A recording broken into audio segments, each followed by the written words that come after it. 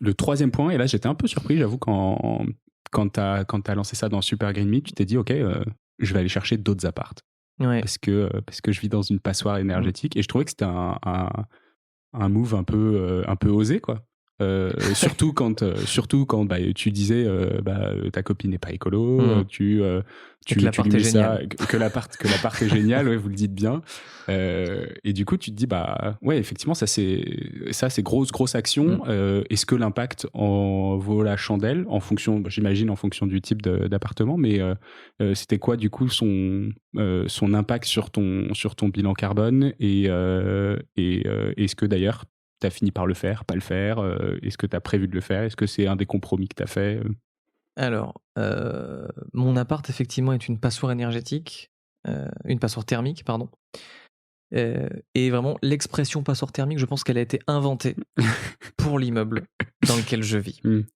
Tu sens le sens du vent quand tu mouilles le doigt dans le salon? C'est dramatique. Vraiment, c'est dramatique. On est sur un immeuble des années 70, pas beau, rectangulaire. Les murs sont en béton, c'est tout.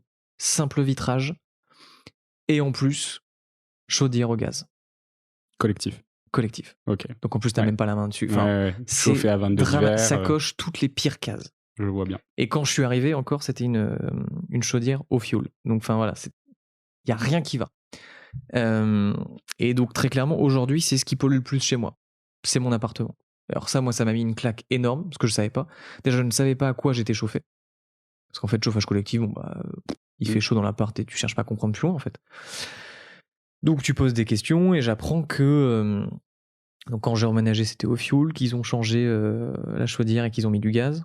Déjà très très bon move, c'est très très malin. Du coup, elle va durer 20 ans, donc sur les 20 prochaines années, on va cramer du gaz au sous-sol, c'est génial.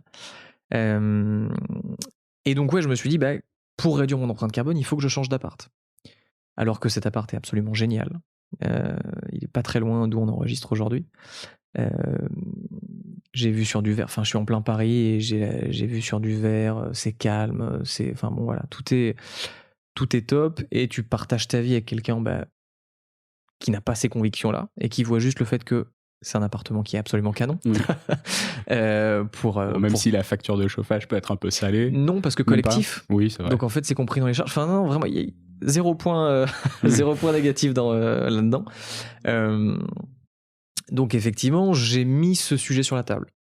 Et là, pour le coup, on parlait de compromis, ça a été un compromis. Bon, en vrai, je pense que je l'aurais pas fait dans les 6 mois de Super Green Me.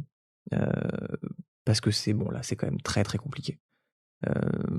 Surtout avec la tension locative à Paris, voilà. Il y a quand même des trucs qui passent avant aussi. Là. C'est ça. Là, pour le coup, il y a une réalité quand même qui est un peu plus complexe que ça.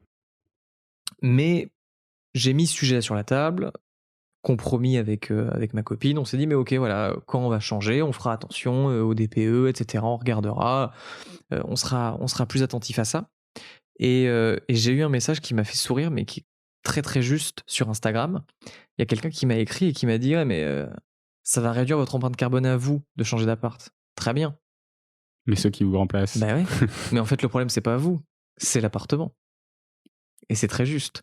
Et donc là encore, ça renvoie aux limites de l'action individuelle. Oui, moi, si je change d'appart demain, mon empreinte carbone, elle va descendre en flèche. Ça va être génial.